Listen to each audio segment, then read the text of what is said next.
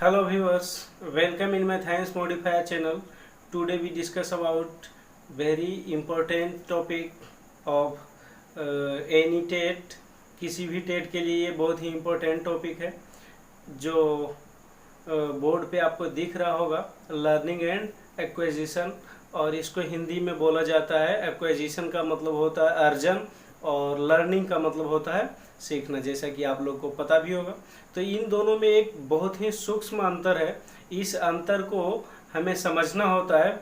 इसका यूज हम लोग क्लासरूम वगैरह में भी करते हैं हमेशा, इसलिए इस आधार पर भी ये ज़्यादा इम्पोर्टेंट हो जाता है।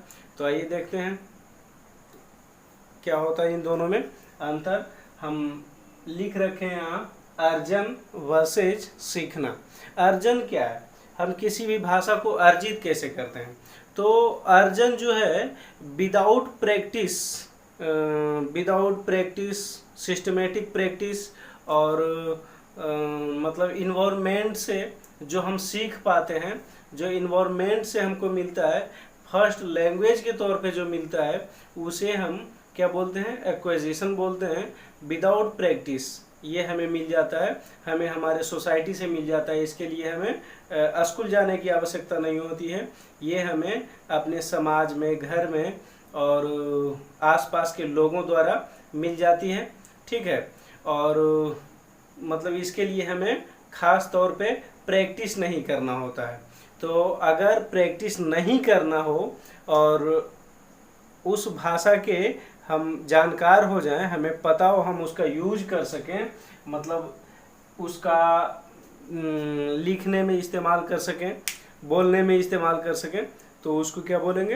अर्जन बोलेंगे। भाषा का अर्जन यही होता है। ठीक है। इसी को एक्वाजिशन भी बोलते हैं। यही है एक्विजिशन।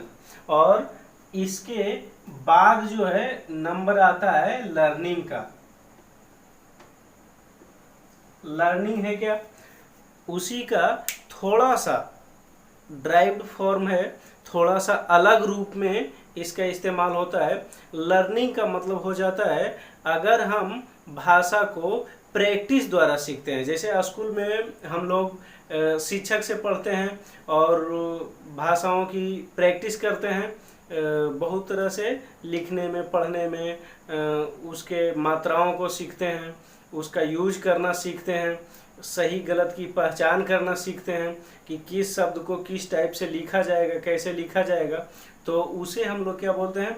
जैसे हम बोल सकते हैं कि एक मनुष्य है जो कि पढ़ा लिखा नहीं है, ठीक है, फिर भी वो शुद्ध हिंदी बोल लेता है। तो वो जो शुद्ध हिंदी बोल रहा है उसको हम एक्विजिशन के कैटेगरी में रखते हैं। किसके कैटेगरी में रखते हैं? एक्विजिशन के कैटेगरी में।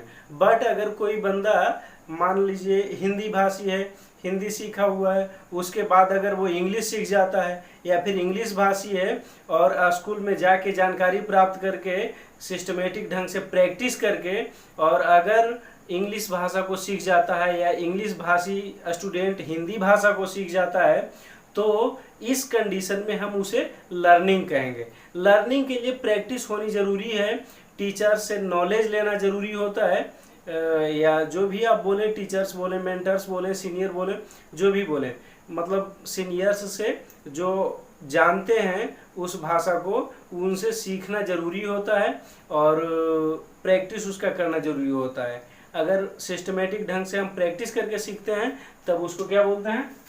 लर्निंग बोलते हैं। अदरवाइज अगर हम विदाउट प्रैक्टिस और अपने समाज से, आसपास के वातावरण से अगर सीख जाते हैं तो वो क्या कहलाता है? वो कहलाता है कौन सा? एक्विजिशन कहलाता है। बिल्कुल सही, आपने बिल्कुल सही समझा। तो आज के लिए इस वीडियो में इतना ही। इसके अगले वीडियो में हम बिहेवियरिज्म से रिलेटेड जो भी टॉपिक होगा, जो मनोवैज्ञानिक ने कुछ उसके बारे में कहा है, उसके बारे में हम लोग बातचीत करेंगे। और ये बहुत ही इम्पोर्टेंट स्टूडेंट के लिए भी, टीचर्स के लिए भी जानना ज़रूरी होता है। तो हमने इस वीडियो में ये चीज़ को डिस्कस किया।